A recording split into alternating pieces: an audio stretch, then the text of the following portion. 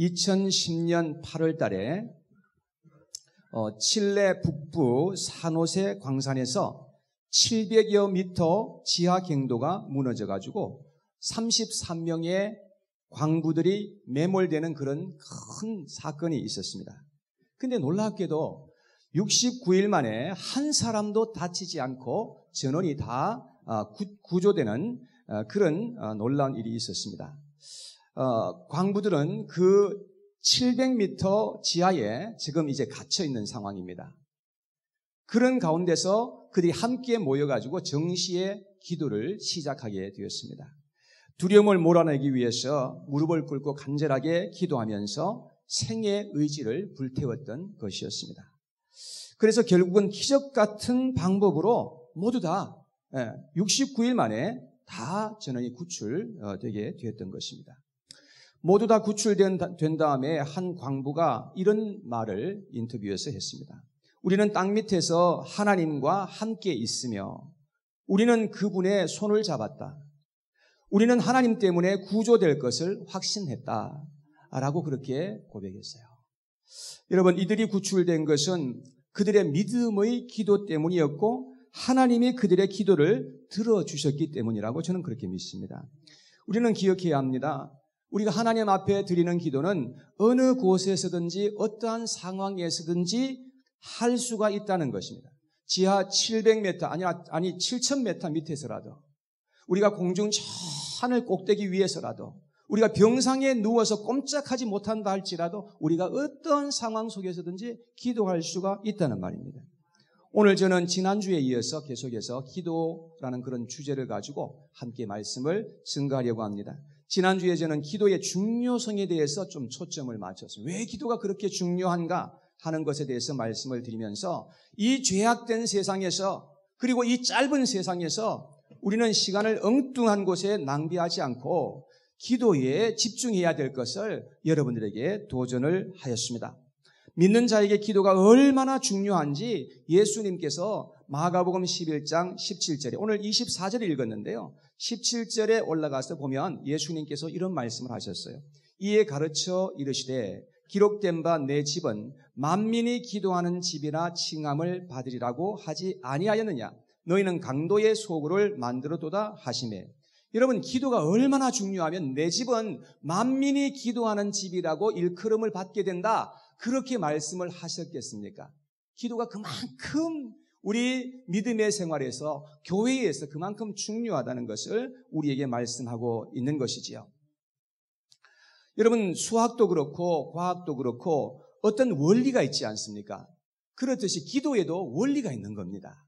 기도의 원리가 있는데 그게 뭐냐 하면 첫째는 우리가 하나님께 기도한다라고 하는 원리입니다.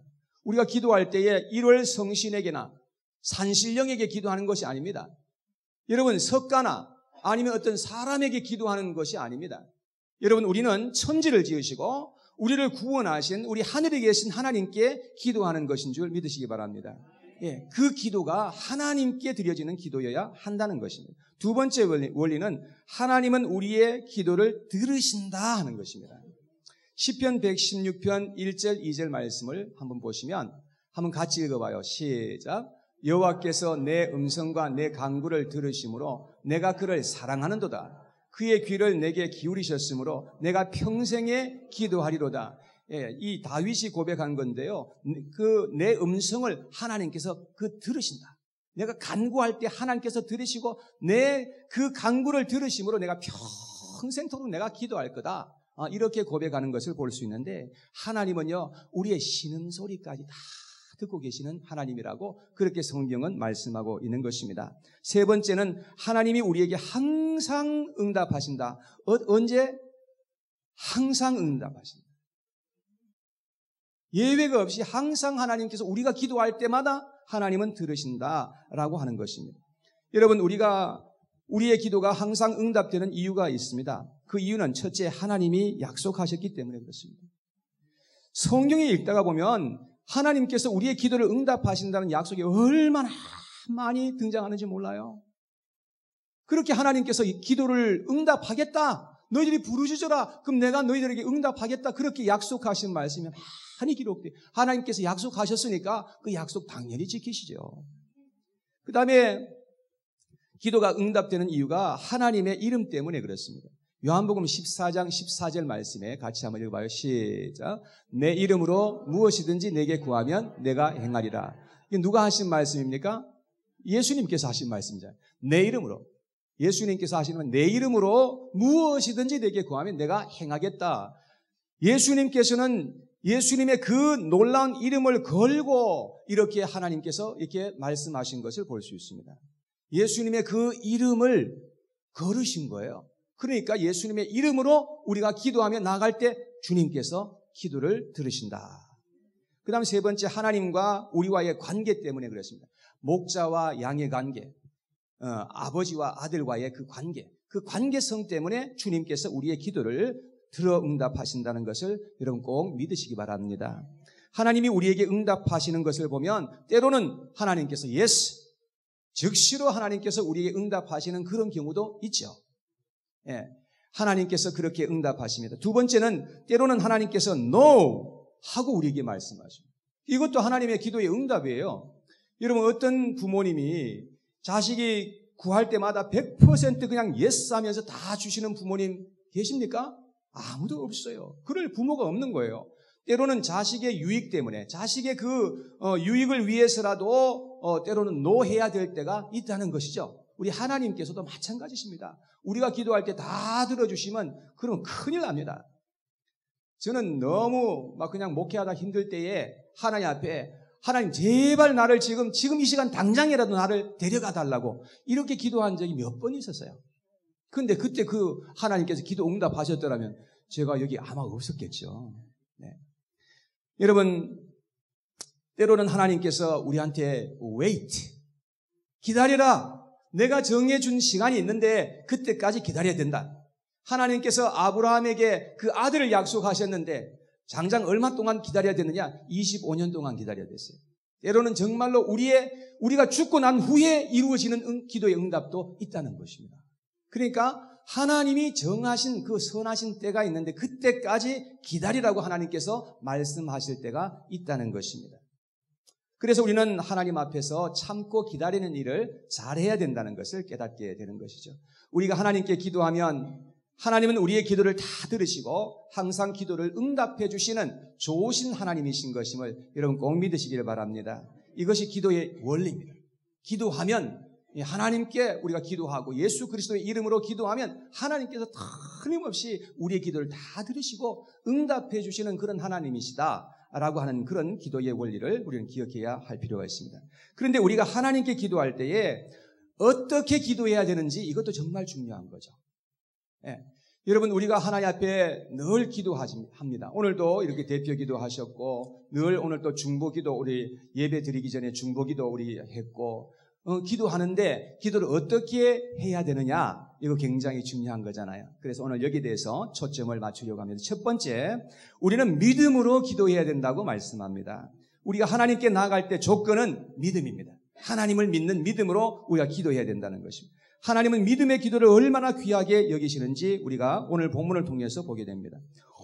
예수님께서 우리에게 하신 말씀 24절에 보면 그러므로 내가 너희에게 말하노니 무엇이든지 기도하고 구하는 것은 받은 줄로 믿으라. 그리하면 너희에게 그대로 되겠다. 주님께서 이렇게 말씀하셨거든요. 그러니까 우리가 기도할 때에 하나님이 들으신 줄을 믿으라는 거예요. 들으신 줄. 그리고 응답하실 줄 믿으라는 거예요. 우리가 기도하면서 응답 안 될 것을 확신하면서 기도하면 안 되죠.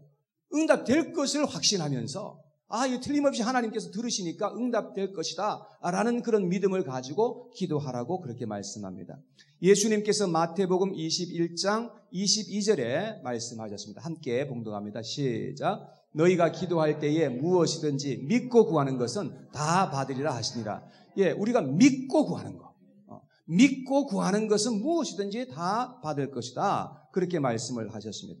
자, 그런데 이 말씀을 하시기 바로 전에 무슨 말씀을 하셨는가 하면 믿고 구하면 이 산더러 들려서 바다에 던지라 해도 그대로 될 것이다 라고 그런 말씀을 하셨거든요. 무슨 말씀입니까?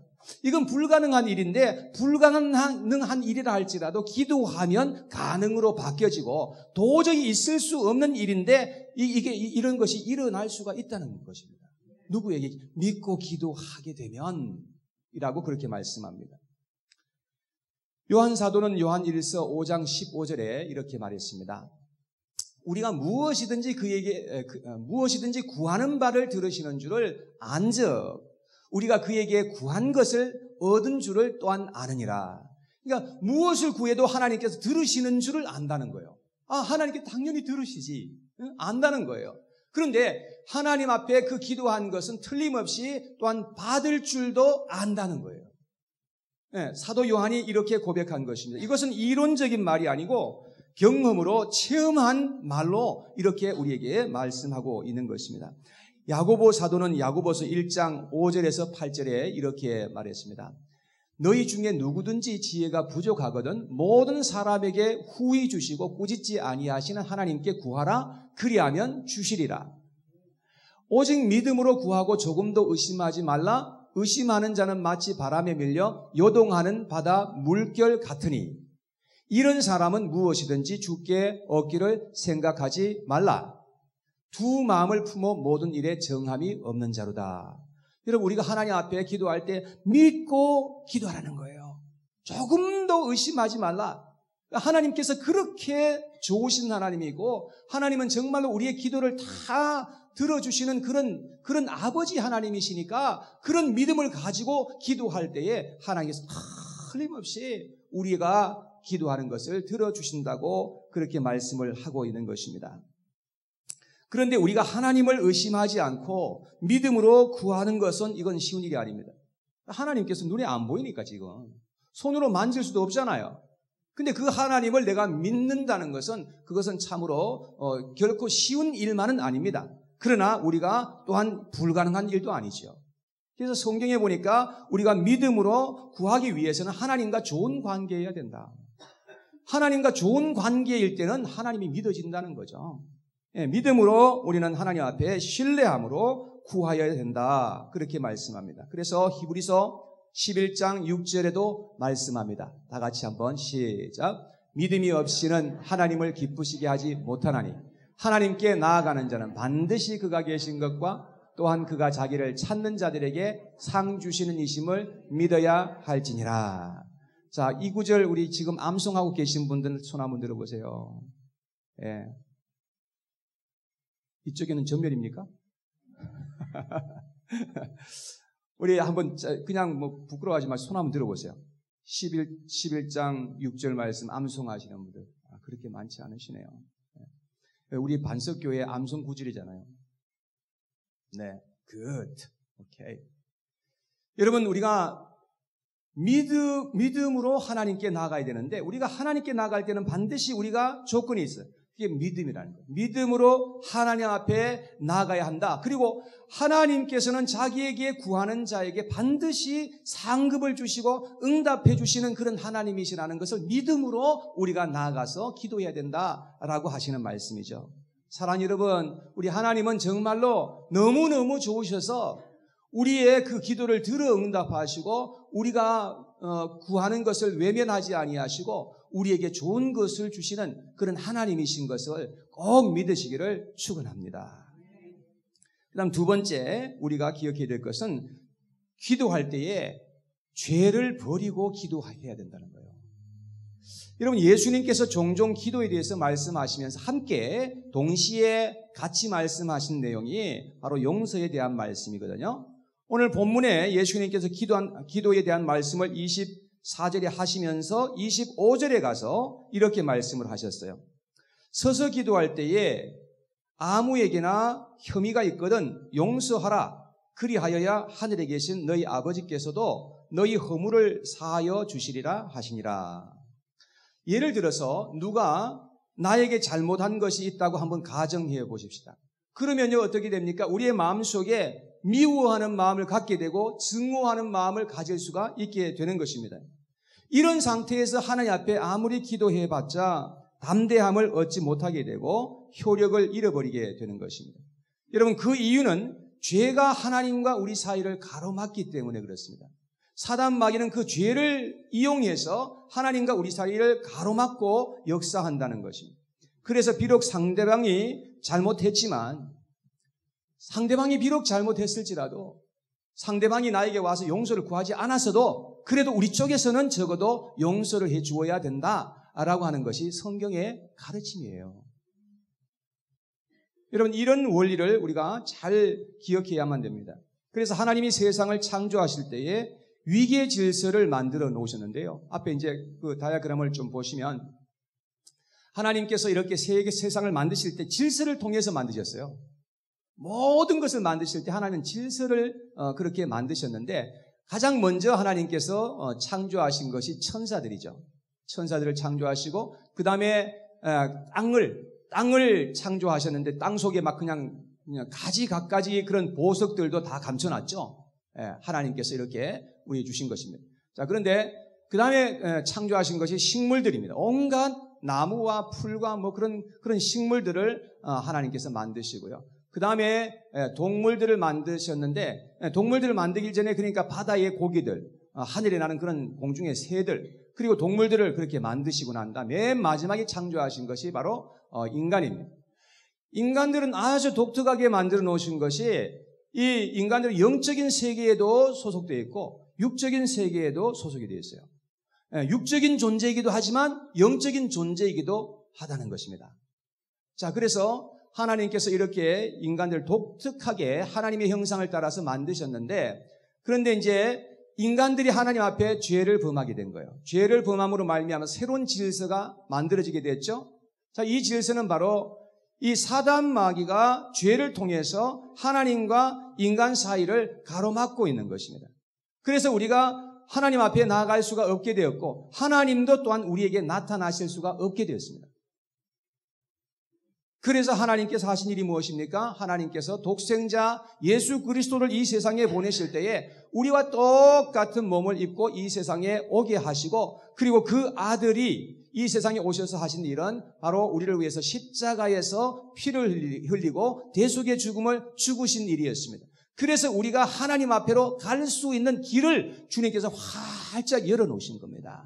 그리고 하나님께서 우리에게 은혜를 베풀어 주시는 그런 놀라운 은혜를 우리가 경험할 수 있는 것이 바로 예수 그리스도께서 우리를 위해서 행하여 주신 일 때문에 가능한 것입니다.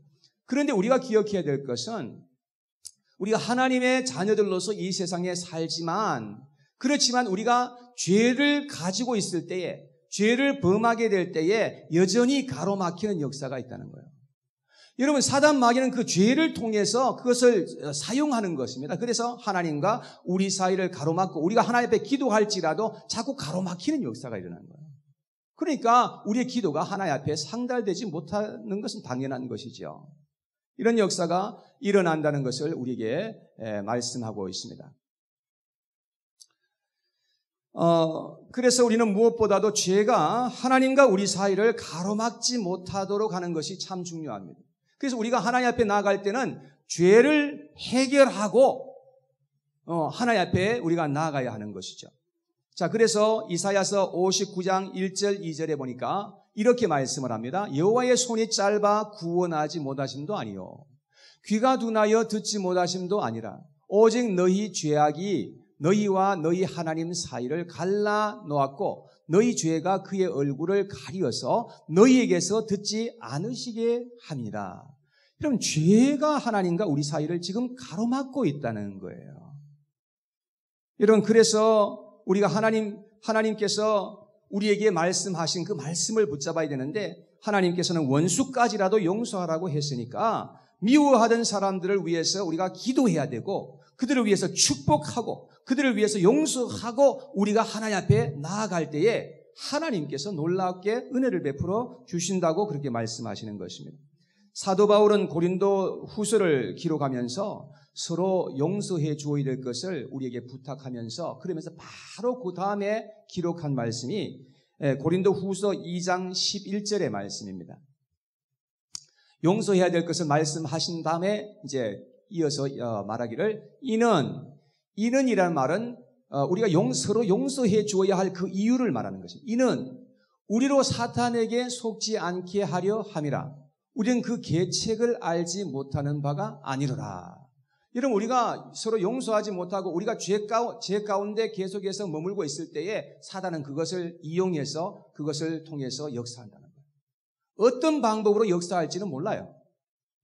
사단은 반드시 그런 것을 통해서 우리 가운데 역사해서 그래서 우리를 참으로 어렵게 만들게 하는 것을 우리가 기억해야 된단 말이죠. 죄를 해결하지 않게 되면 그래서 우리는 손해가 막급하다는 사실을 우리는 기억해야 합니다. 잠언서 28장 13절에 보니까 이렇게 말합니다. 다 같이 시작. 자기의 죄를 숨기는 자는 형통하지 못하나 죄를 자복하고 버리는 자는 불쌍히 여김을 받으리라. 그렇습니다. 여기에 보니까 죄를 숨기게 되면 하나님 앞에 드러내놓고 회개하지 않고 그렇게 숨기게 되면 가로막히는 역사가 나타나고 기도가 올라가지 못하게 되고 형통하지 못하게 되는 그런 역사가 나타나게 된다는 것입니다. 그러나 죄를 자복하고 버릴 때에 우리는 하나님 앞에 불쌍히 여김을 받게 되고 하나님의 도우심을 받게 되고 은혜를 입게 된다. 그렇게 말씀하고 있는 것입니다. 우리는 기도할 때에 죄를 회개하고 버려야 될 줄로 믿습니다. 우리가 제가 아침에 예배를 드릴 때에 먼저 제가 사실은 우리가 통성으로 같이 기도하자는 것은 예배를 위해서 기도합시자 하는 것은 사실 우리의 마음의 죄를 드러내서 우리가 혹시라도 주님 앞에 나갈 때 거리끼는 것이 있는지 그런 걸 돌아보자는 거예요. 그러면서 그런 것을 내려놓고 기도하고 우리가 하나님 앞에 나가야 된다는 그런 의미죠. 그래서 우리는 무엇보다도 하나님 앞에 기도하는 사람들은 우리의 죄를 회개하고 버리는 것, 그것이 바로 우리가 기도 응답을 받게 되고 하나님 앞에 은혜를 입을 수 있는 길이라는 것을 우리는 성령을 통해서 깨닫게 되는 것입니다. 세 번째는 마귀를 대적하면서 기도해야 돼요. 에베소서 6장에 보니까 영적 싸움에 대해서 말씀을 하셨는데 우리가 진짜 싸워야 할 대상이 누군지를 우리에게 말씀해 주는 것입니다. 에베소서 6장 12절 말씀에 다 같이 시작. 우리의 씨름은 혈과 육을 상대하는 것이 아니요 통치자들과 권세들과 이 어둠의 세상 주관자들과 하늘에 있는 악의 영들을 상대함이라. 우리는 서로 우리가 싸워야 할 대상이 아니에요. 우리 교단의 일도 이렇게 보면요, 교단에서 일을 하다 보면은 이 의견 차이가 있어요. 의견 차이가 있어서 서로 그냥 서로 공격하고 그러는데 제가 그게 너무 그게 싫어가지고 제가 그래서 그냥 메시지를 보내면서 우리가 그렇게 하지 말자. 우리가 에베소 교회처럼 그렇게 되지 않아야 된다. 제가 그런 메시지를 보냈는데 여러분, 우리가 참 이 함께 공동체 생활을 하다 보면 부딪히는 그런 때가 있어요. 그러나 우리가 기억해야 될 것은 우리가 사람을 향해서 상대하면서 싸우는 것이 아니라는 거예요. 우리가 싸우는 대상은 하늘에 있는 그 악의 영들을 향해서 싸워야지 사람을 향해서 싸우는 것은 그건 바보 같은 짓이에요. 결국 우리가 참으로 우리가 알아야 되는 것은 악한 영들이 사람들을 통해서 계속해서 역사함으로 말미암아서 그런 어려운 일들이 생기니까 우리는 그 상대방을 우리가 그렇게 미워하고 증오하는 것이 아니라 그를 통해서 역사하는 배후의 그 역사를 우리가 볼 수 있어야 되고 악한 영들을 향해서 우리가 대적하면서 그렇게 우리가 나가야 한다는 것을 말씀해 주시는 것입니다. 에베소서 2장 2절 말씀 같이 읽어보겠습니다. 시작. 그때에 너희는 그 가운데서 행하여 이 세상 풍조를 따르고 공중의 권세 잡은 자를 따랐으니 곧 지금의 불순종의 아들들 가운데서 역사하는 영이라. 그때라는 말은 우리가 하나님을 알지 못할 때를 말하는 거예요. 예수 그리스도를 통해서 구원받지 못한 그러한 때를 말하는 거예요. 그때 우리가 어떻게 살았단 말입니까? 두 가지를 따랐다 그랬죠. 첫 번째는 세상 풍조를 따랐다는 거예요. 온갖 세상 사람들이 하는 대로 그대로 우리가 답습하면서 그대로 따라서 하죠. 그게 유행 따라 살아간다는 거예요. 유행 따라. 사람들이 하는 대로 우리가 그냥 살아가는 거죠. 두 번째는 공중 권세 잡은 자. 여기서 공중 권세 잡은 자. 아까 그림 한번 상상해 보세요. 그 가로막고 있는 그 공중 권세 잡은 자. 사단 마귀를 따랐다는 거예요. 우리는 따라가는지도 몰랐어요. 이게 사단 마귀를 따라가는 건지 뭔지도 모르고 살았는데 알고 보니까 성경에 보니까 우리에게 말씀해 주시기를 사단 마귀가 우리를 그렇게 조종하면서 데려갔구나. 그렇게 말씀하고 있습니다. 그래서 마귀는 보니까 지금 불순종의 아들들 가운데서 역사하는 영이다. 그렇게 말씀을 했습니다. 여기 힌트를 얻을 수 있죠. 마귀는 불순종하는 자들에게 강력하게 역사하는구나 라는 힌트를 얻을 수가 있어요. 마귀는 불순종하는 자들을 사로잡고 조종해서 그들을 멸망시키려고 그렇게 역사한다는 것입니다. 이러한 마귀를 강력하게 우리가 대적을 해야 된다고 성경은 가르쳐주고 있죠. 야고보서 4장 7절 말씀 다 같이 시작. 그런즉 너희는 하나님께 복종할지어다. 마귀를 대적하라. 그리하면 너희를 피하리라. 마귀를 대적하래요. 마귀를 대적하라. 그리하면 피하리라. 우리 어떻게 대적해야 할 것도 좋은 방법을 가르쳐 주셨죠. 우리가 어떻게 대적해야 됩니까? 하나님께 복종함으로써. 여러분, 이게 마귀를 대적할 수 있는 가장 좋은 방법이, 강력한 방법이 바로 여기에 있는 것입니다. 우리는 하나님의 말씀을 붙들고 기도하며 마귀를 향해서 나아가야 한다는 거예요. 그래서 마귀를 따르는 대신에 하나님의 말씀에 순복하게 되면 마귀는 우리를 떠나갈 수밖에 없는 것이죠. 여러분, 그래서 마귀가 예수님을 감히 시험하기 위해서 역사했잖아요. 3번씩이나 그렇게 미혹할 때에 예수님께서는 3번 다 하나님의 말씀을 가지고 대적을 했습니다. 마귀의 그 음성을 따라서 그렇게 움직이신 것이 아니라 하나님의 말씀을 따라서 순종하시면서 말씀으로 나갔던 것입니다. 그리할 때에 주님께서 승리를 주셨고, 그리고 여러분과 저에게 좋은 그런 샘플을 우리에게 남겨주신 것이죠. 우리가 기도하면서 하나님의 말씀을 의지하지도 않고 말씀에 순복하지도 않으면서 아무리 크게 기도를 해도 그래도 응답은 결코 일어나지 않을 것입니다. 우리가 먼저 하나님 앞에 말씀을 의지해서 내가 내 감정대로 가는 것이 아니라 내 의지대로 가는 것이 아니라 하나님의 말씀이 뭐라고 말씀했든지 하나님 말씀 딱 붙들고 그 말씀에 의지해서 순종하면서 딱 나아가면 하나님께서 틀림없이 거기에 약속하신 말씀을 따라 놀라운 역사를 일으켜 주신다는 것을 우리가 믿고 나가야 된다는 것입니다. 우리는 하나님의 말씀을 붙들고 순복함으로써 마귀를 대적해야 된다는 그런 사실을 우리는 알게 되는 것입니다. 그리할 때에 놀라운 기도의 응답의 역사도 일어나게 될 줄로 믿으시기 바랍니다. 자, 결론의 말씀입니다. 우리의 삶에서 기도가 빠져버리면 하나님과의 관계도 바로 될 수가 없고 하나님의 예비하신 은혜와 복을 받을 수도 없게 되는 것입니다. 기도하지 않으면 우리는 성공할 수가 없어요. 아무것도 성공할 수가 없습니다.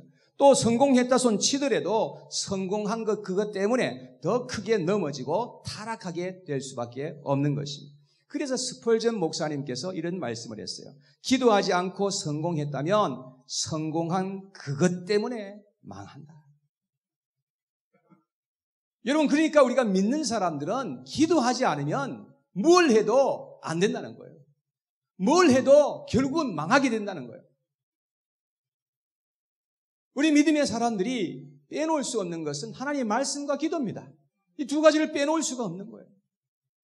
하나님 말씀 아무리 읽어도 기도하지 않고 읽으면 그 무슨 소용이 있겠습니까? 하나님 말씀을 읽고 기도하고 그 말씀 보고 계속해서 우리는 그렇게 해야 되는 것입니다. 여러분, 그래서 기도는 범사에 유익한 것입니다. 우리가 기억해야 될 줄로 믿습니다. 기도는 부흥의 열쇠입니다. 기도는 성공의 초석이요 은혜의 통로입니다. 1991년 세계에서 제일 큰 교회 20개는 거의 다 한국에 있었습니다. 한국 교회가 얼마나 짧은 기간 사이에 눈부신 그런 부흥을 이루었는지 정말 세계가 주목하는 그런 대부흥이 일어나게 된 것입니다. 그런데 1980년에 미국에 있는 목회자들의 기도 시간이 하루 평균 8시간이었다 합니다. 조사를 해보니까 하루 평균, 물론 더 많이 기도하는 사람도 있었고 더 적게 아예 그냥 기도를 안 하는 그런 사람들도 있었지만 하루 8분 기도한 거예요. 하루 8분. 정말 기도를 많이 안 한 거죠. 자, 그런데 한국에 그 당시에 1980년에 한국에 계신 목회자들의 하루 평균 기도의 시간이 30분 이상이었다고 합니다. 30분 이상 기도했는데 그런데 그러면서 금식 기도했지, 산기도 하지, 철야 기도하고 새벽 기도하고 얼마나 기도를 그 당시에 뜨겁게 했는지 다 아시지 않습니까? 얼마나 정말 기도의 열기가 뜨거웠는지 몰라요. 여러분, 그래서 학자들이 얘기하는 것입니다. 그래서 한국 교회가 폭발적으로 부흥하게 된 데는 바로 여기에 이유가 있다. 이제 이렇게 얘기를 하는 것입니다. 그러나 미국 교회는 반대로 점점 더 황폐해져가고 쪼그라드는 그런 역사가 나타나게 된 것입니다. 그런데 문제는 뭐냐면 너무나 안타까운 것은 이제 한국에서도 옛날처럼 기도하지 않는다는 것입니다. 이제 좀 먹고 살만하고 배부르고 등 따시니까 이제는 간절하게 기도하는 사람들이 그렇게 많지가 않다는 거예요. 여러분, 그래서 여러분 이 얼마나 큰 이 위기인지 알 수가 없습니다. 여러분, 그래서 교회들이 지금 마이너스 성장을 하고 많이 위축되고 약해지고 있는 것을 우리는 눈으로 똑똑히 보고 있지 않습니까? 한국 교회가 지금 얼마나 어려운지 몰라요. 여러분, 그것은 바로 기도하지 않기 때문에 하나님 앞에 간절하게 하나님 앞에 기도하고 하나님 앞에 부르짖고 그렇게 기도하지 않기 때문에 그러니까 이제 교회가 이제 점점 더 어려워지게 되고 우리의 신앙의 상태가 점점 더 어려운 그런 상태로 우리가 빠져들게 된다는 것입니다. 사랑하는 여러분, 이런 때에 우리는 더욱더 기도의 장작을 지펴야 될 줄로 믿습니다. 우리 만석교회는 기도의 소리가 끊쳐지지 않고 기도의 소리가 울창하게 퍼져가는 그런 교회가 될 수 있게 되기를 간절히 바랍니다. 기도하는 자는 하나님의 은혜를 입게 되고 놀라운 하나님의 손길을 경험하게 될 것입니다. 기도하는 자는 망하지 않게 될 것입니다. 잘 될 것입니다. 기도하는 가정은 하나님의 은혜로 잘 되게 될 것이고 더 잘 되는 역사가 일어나게 될 것입니다. 물론 일시적으로 어려울 수도 있죠. 그렇지만 걱정하지 마세요. 더욱더 하나님 앞에 간절하게 기도하면서 끝까지 믿고 기도해 보십시오. 하나님께서 틀림없이 은혜를 베풀어 주실 줄로 저는 확신합니다. 기도하는 교회 부흥하게 되어 있습니다. 여러분, 우리가 함께 마음을 모아서 함께 기도할 때에 하나님은 반드시 그런 자들을 축복하시고 그러한 기도하는 자들을 하나님께서 귀하게 들어서 사용해 주신다는 것을 우리는 지금까지 보아왔습니다. 시편 138편 3절 말씀에 다 같이 시작. 내가 간구하는 날에 주께서 응답하시고 내 영혼에 힘을 주어 나를 강하게 하셨나이다. 여러분, 내가 간구하는 날에 주께서 응답하셨다. 응답하시고 그럴 뿐만 아니라 내 영혼에게 힘을 주시고 나를 강하게 하셨다. 여러분, 기도하는 자가 얻는 축복이 이런 것입니다. 기도하는 자는 영혼이 잘 되는 거예요. 영혼이 강건하게 되는 거예요. 그러니까 우리에게 하나님의 새 힘을 불어넣어 주시는 거죠. 그러니까 기도할 때에 정말 하나님을 만나고 하나님의 그 음성을 듣고 하나님의 그 도우심을 받게 되면요, 내 영혼이 잘 되는 그런 축복이 일어나요.